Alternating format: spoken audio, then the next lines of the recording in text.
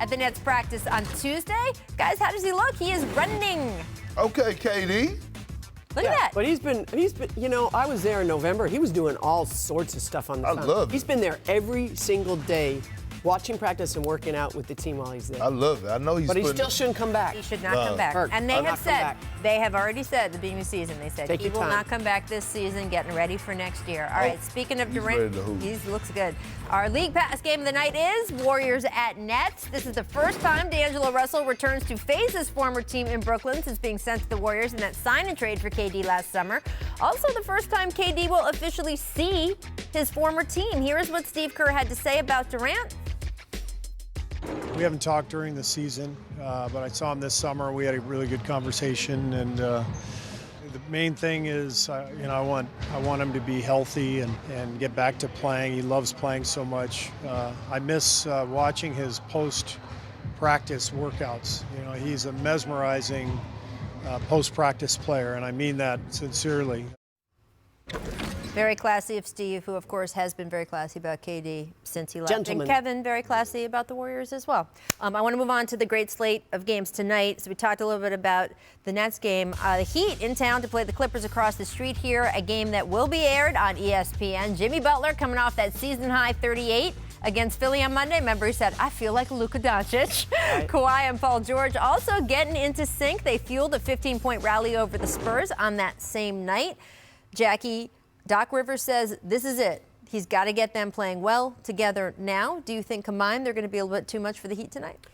Well, I just wish they would have played more together already. So if I'm the Clippers, I'm going to play them as much as I can and work around the best I can. I want them on the floor as much as I can at all times. And, you know, Doc said the other night in his press conference, I'm not worried, but I'm like, yes, he is. I know you are. I'm calling shenanigans on you, Doc, because those two guys are the key to everything, and they've got to develop some chemistry on the floor, not defensively, offensively. Absolutely. Well, I got the Clippers winning by 10. Really? Yeah, I think, you know, anytime. Where did you come up with this? I got the Clippers by 10. Well, let's see what we'll find out. We'll check back with them tomorrow. We'll see. I'm just saying, because when you think about every time, to me, when you have Patrick Beverly, Kawhi Leonard, and PG on the court at one time, include adding Mo Harkless, that defense goes to another level.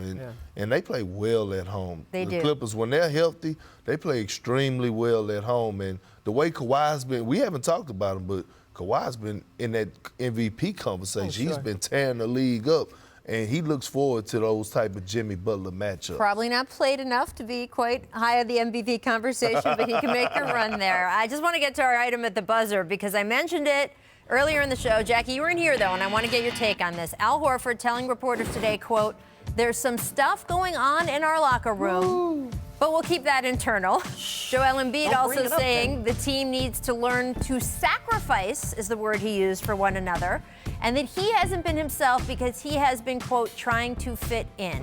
Jackie, you know Al very well from his Celtics days. Right. You've been working on some stories. You've talked about Joel Embiid, Ben Simmons. What do you make of all this? Yeah, these guys are in a little bit of trouble, Rachel. There's no question. They're not playing well. Embiid looks, I think he's still hurt. I've said that every day this week. I'll say it again. I don't think he's completely healthy. I think he's concerned about banging down low there and not being completely healthy for the postseason when it matters most.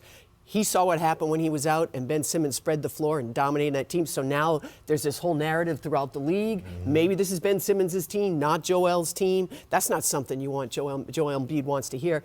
And Al, you know, he's a very good veteran, but when it comes to these things, this is what he usually says. There's stuff going on, but I'm going to keep it internal. My feeling on that is, then don't bring it up. Absolutely. You know? I don't know if someone asked him. That's what I always like to give players the benefit of the doubt. Well, then just say that's internal. Don't say things are going on, but I'm keeping that internal. Right. That's contradictory. Well, to me, it seems like, in my opinion, that Brett Brown has lost the locker room. When you have guys that's coming out and speaking like this publicly, this is not the first time that Joel or Al have said something.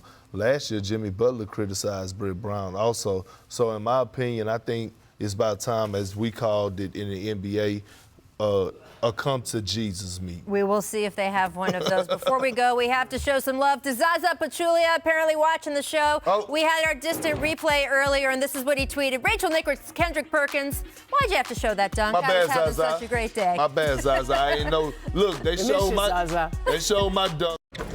Thanks for watching ESPN on YouTube.